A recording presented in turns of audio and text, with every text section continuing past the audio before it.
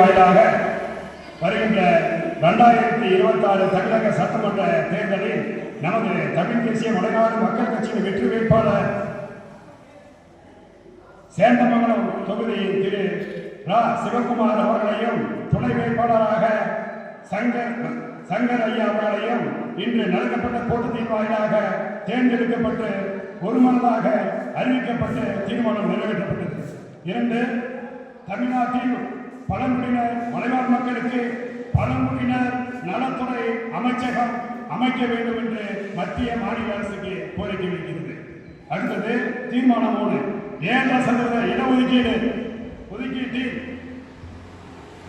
ஒதுக்கீட்டில் அரசு துறையில் வேலைவாய்ப்பு மத்திய மாநில அரசு வழங்க வேண்டும் என்று கோரிக்கை வைக்கிறது. 4. வன உரிமை சட்டம் 2006 முழுமையாக மலைநாடு கிராமங்களில் நடைமுறைப்படுத்த வேண்டும் என்று இந்த கூட்டத்தில் தீர்மானங்கள் கேட்டுக்கொள்ளப்படுகிறது. அடுத்ததாக மலைவாழ் விவசாயிகளின் மரபணி கிழங்கு, மிளகு, முந்திரி, அன்னாச்சி ஆகிய விவசாய விளைபொருட்களுக்கு அரசு விலை நிர்ணயம் செய்ய வேண்டும் என்று இந்த தீர்மானம் கேட்டுக்கொள்ளப்படுகிறது. வனத்துறை மலைவாழ் மக்கள் மலை விவசாய நிலத்தை விட்டு வெளியேற்றுவதை அரசு தடுத்து நிறுத்த வேண்டும் என்று கோரிக்கை வைக்கப்படுகிறது. 7. பழங்குடியினர் நலத்துறை மற்றும் வனத்துறை ரயில்வே துறை பழங்குடி நலத்துறை துறையில் படித்த மாணவர்களுக்கு வேலை வாய்ப்பு அரசு வழங்க மத்திய மாநில அரசுக்கு கோரிக்கை வைக்கப்படுகிறது.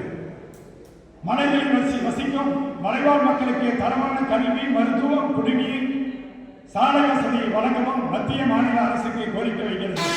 மலைகளில் இயற்கை வளம், கனிம வளம் வெட்டி எடுப்பதை அனுமதிக்கும் அரசு அனுமதிக்கக்கூடாது என்று இந்த கோரிக்கை கேட்டுக்கொள்ளப்படுகிறது. இன்று நடக்கப்பட்ட கூட்டத்தின் வாயிலாக மேற்படி இந்த 9 தீர்மானங்களை நிறைவேற்ற இந்த கூட்டத்தை சிறப்பாக வழிநடத்தி கொடுத்த அனைவருக்கும் எங்களையும் மனிதர்களாக ஏற்று இந்த கூட்டத்திற்கு வேர்வை சிந்தி உழைச்ச வருமானத்தில் நன்கொடை தொலைசாக வழங்கிய அனைத்து அரசு துறை அதிகாரிகளுக்கும் என் காலாளர்களுடைய தாய்மார்களுக்கும் தந்தைமார்களுக்கும் எங்களுக்கு நன்கொடை வழங்கிய அனைத்து நல்ல உள்ளங்களுக்கும் நமது மலைநாடு பழங்குடியினர் எஸ்டி விவசாய முன்னேற்ற சமூக சங்கத்தின் சார்பாக நன்றி தெரிவித்துக் கொண்டு இதுவரைக்கும் எங்களுக்கு ஒரு 44,000 ரூபாய் வரைக்கும் எங்களுக்கு நன்கொடை விசிலாயிருக்கு. ஆனால் செலவு 74,000 ரூபாய் வரைக்கும் இது வரைக்கும் செலவாயிருக்கிறது மூலமாக இந்த தீர்மானத்தின் மூலமாக அறிவித்து விடைபெறுகிறோம். நன்றி, வணக்கம், வாழ்க தமிழ், வளர்க